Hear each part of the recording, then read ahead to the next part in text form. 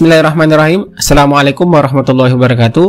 Halo rekan-rekan semua, kembali lagi dengan saya Usman dalam channel Usmanogi. Baik Bapak Ibu, di video kali ini kami kembali akan berbagi informasi terbaru terkait dengan seleksi CSN di tahun 2022 berkaitan dengan informasi kebijakan pengadaan CSN dan juga jadwal P3K di tahun 2022 bagi rekan-rekan sekalian untuk honorer, baik untuk tenaga guru dan juga tenaga non-guru. Oleh karena itu, silakan disimak videonya sampai selesai untuk mendapatkan informasi yang akan kami sampaikan di video ini. Namun seperti biasa, kami selalu ingatkan bagi rekan-rekan yang baru pertama kali menemukan channel ini, jangan lupa untuk tekan tombol subscribe-nya dan aktifkan lonceng notifikasinya agar siap kami mengupdate informasi-informasi terbaru rekan-rekan yang pertama kali mendapatkan notifikasinya. Oke Bapak Ibu, terima kasih. Langsung saja mengenai informasi terbaru yang kita dapatkan di sini untuk penyampaian kebijakan pengadaan dan juga jadwal untuk seleksi P3K, yaitu dari kebijakan pengadaan CSN formasi tahun 2022 dari Kemenak Bapak Ibu. Nah, ini adalah file resminya yang kita dapatkan yang menjelaskan beberapa kebijakan ataupun penyampaian untuk skenario pelaksanaannya Bapak Ibu. Nah, kita lihat di sini. Pertama ada handout pengadaan CSN formasi tahun 2022.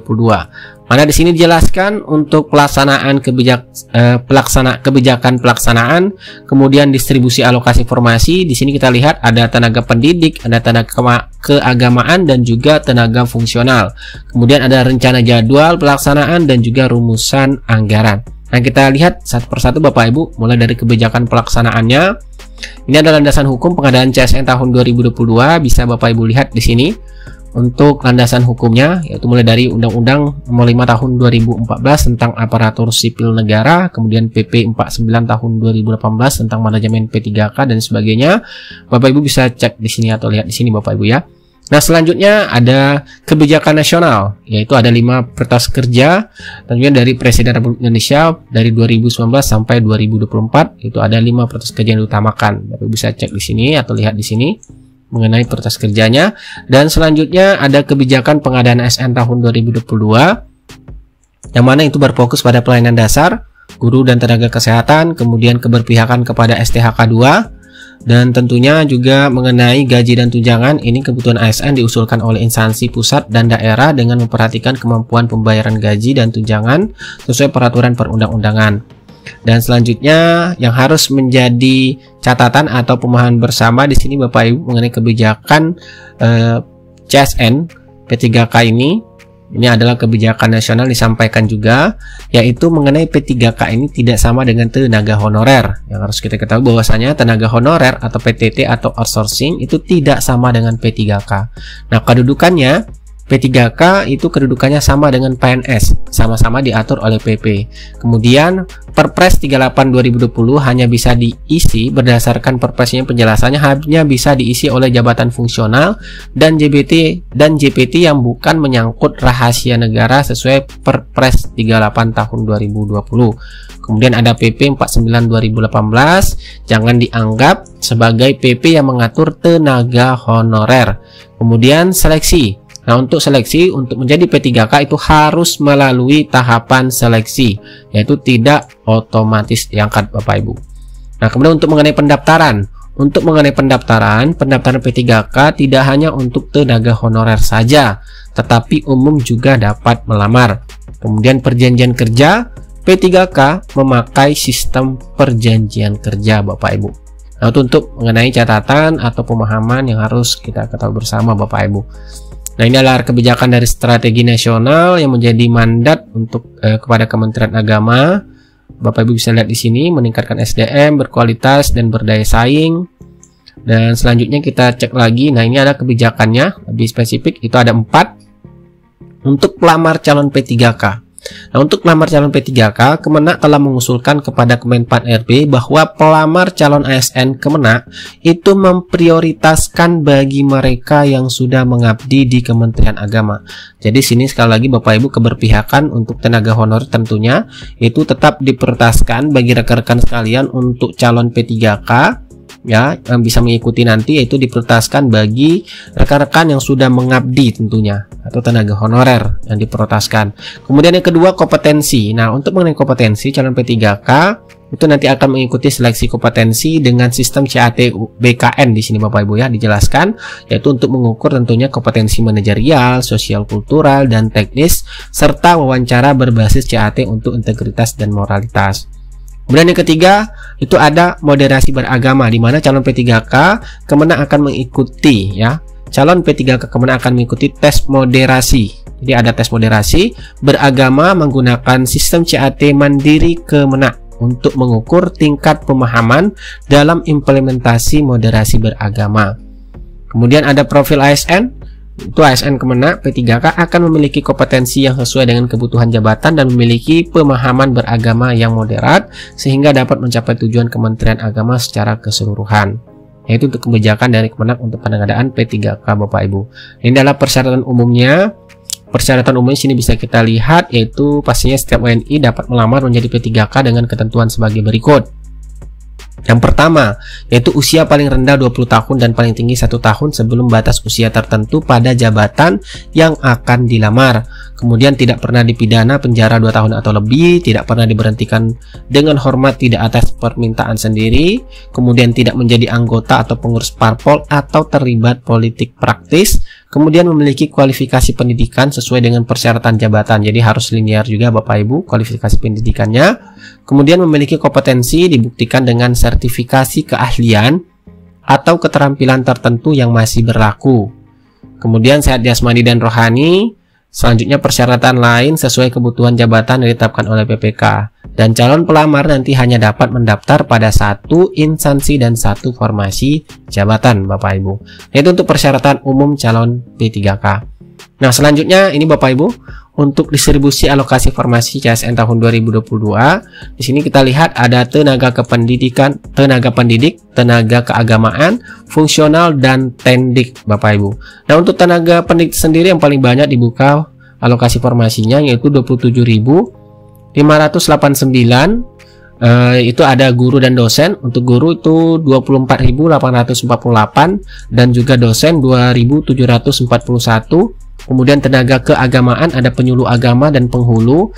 Untuk tenaga keagamaan secara totalnya itu 14.735, dibuka penyuluh agama 12.427, kemudian penghulu 2.308.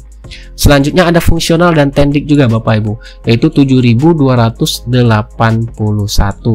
Jadi bagi rekan-rekan tendik yang dibawa Kemenak tentunya ini jadi kabar baik Bapak Ibu ya, juga dibuka formasinya ya, jumlah alokasi formasinya juga dibuka mencapai 7.281, jadi cukup banyak juga Bapak Ibu. Nah di sini kalau kita persentasinya paling banyak tentunya adalah untuk tenaga pendidik yaitu 55,62%. Nah ini penjelasannya, surat penetapan dan rincian formasi setiap satuan kerja nanti dapat diakses melalui sistem aplikasi yang telah disediakan oleh Biro Kepegawaian Sekretariat Jenderal, dan penyerahan formasi akan disampaikan pada hari Jumat tanggal 28 Oktober. Jadi untuk info lebih lanjut mengenai rincian formasinya silahkan tunggu saja Bapak Ibu. Nah ini dia perkiraan skenario-nya. Di sini ada dua ya Bapak Ibu, perkiraan skenario 1 untuk jadwal pelaksanaan. Di sini kita perlu ketahui untuk jadwal pelaksanaan ini berdasarkan hasil koordinasi dengan Kemenpan RB dan BKN, mana jadwal tersebut berpotensi berubah ya, dikarenakan kebijakan nasional sampai hari ini kementerian atau lembaga masih menunggu jadwal resmi yang akan diterbitkan Kemenpan RB dan BKN. Nah kita lihat di sini untuk skenario pertamanya Bapak Ibu, untuk pengumuman seleksinya itu 16 sampai 30 November 2022, jadi dimulai besok kalau tidak ada perubahan, yaitu 16 sampai 30 November 2022. Kemudian untuk pendaftarannya 16 November sampai 7 Desember 2022. Selanjutnya ada seleksi administrasi 16 sampai 14 Desember, dan ada pengumuman hasil seleksi administrasi yaitu 15 sampai 16 Desember. Ada juga masa sangga 17 sampai 19 Desember, dan juga jawab sangga yaitu 17 sampai 23 Desember. Kemudian pengumuman pasca sangganya dan juga pengumuman finalnya yaitu 24 Desember, dan penarikan data final 26 sampai 27 Desember, dan penjadwalan seleksinya Bapak Ibu yaitu 28 sampai 30. Dan untuk pengumuman jadwal seleksi per sesinya yaitu 2 sampai 7 Januari 2023. Jadi pelaksanaan itu sampai tahun 2023. Dan untuk pelaksanaan seleksinya di sini jadwalnya 8 sampai dengan 6 Februari 2023. Kemudian pengolahan nilai 1 sampai 13 Februari. Kemudian pengumuman hasil 14 sampai 15 Februari 2023, dan ada masa sangga juga nanti 16 sampai 18 Februari dan jawab sangkanya 16 sampai 22 Februari 2023. Dan untuk pengumuman hasil akhir seleksinya itu dijadwalkan 23 sampai 24 Februari 2023 Bapak Ibu. Nah, itu untuk skenario pertama. Dan untuk skenario keduanya yaitu jadwal pelaksanaannya pengumuman seleksi ya 1 sampai 15 Desember 2022. Jadi ini skenario kedua yang Bapak Ibu ya. 1 sampai 15 Desember 2022 itu hanya baru pengumuman. Kemudian pendaftarannya 1 sampai 22 Desember. Kemudian seleksi administrasi 1 sampai 29 Desember. Kemudian hasil seleksi administrasi 30 sampai 31 Desember. Kemudian masa sanggah 1 sampai 3 Januari 2023, jawab sanggah 1 sampai 7 Januari 2023. Kemudian pengumuman pasca masa sanggah 8 Januari. Kemudian penarikan data final 9 sampai 10 Januari, penjadwalan seleksi 11 sampai 13 Januari, dan untuk pengumuman jadwal seleksi per sesinya 14 sampai 20 Januari, dan untuk pelaksana seleksinya itu dijadwalkan 21 Januari sampai dengan 19 Februari 2023. Kalau tadi yang pertama itu dijadwalkan pelaksana seleksinya 8 Januari. Kalau di sini untuk skenario keduanya yaitu 21 Januari Bapak Ibu, dan untuk pengumuman hasil seleksinya nanti akhirnya yaitu 8 sampai dengan 9 Maret 2023. Nah, ini untuk skenario keduanya Bapak Ibu ya, untuk pelaksanaan P3K Kemenak. Nah, ini adalah rancangan anggaran pelaksanaan CSN atau rancangan anggaran tahun 2022, yaitu satuan kerja segera membuat beberapa skenario penyesuaian anggaran, kemudian rancangan anggaran tahun 2023. Nah, ini Bapak Ibu terkait dengan untuk informasi terbaru yang kami dapatkan untuk pengadaan CSN di tahun 2022. Dan tentunya menjadi kabar baiknya adalah bagi rekan-rekan yang mungkin bertanya, bagi yang tenaga non guru ya, di sini juga dibuka untuk fungsional dan tendik yang dibuka formasinya 7.281, dan juga tenaga keagamaan seperti penyuluh agama dan penghulu. Tentunya juga dibuka untuk guru ya Bapak Ibu dan juga dosen.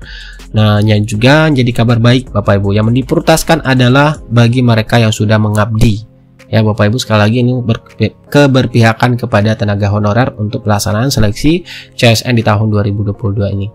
Itulah informasi yang dapat kami bagikan kepada rekan-rekan semua. Semoga informasi ini bermanfaat, dan silakan persiapkan diri Bapak Ibu untuk seleksi CSN di tahun 2022. Tentunya agar rekan-rekan semuanya bisa masuk ataupun menjadi ASN P3K di tahun 2022 ini. Semoga informasi ini bermanfaat. Wassalamualaikum warahmatullahi wabarakatuh.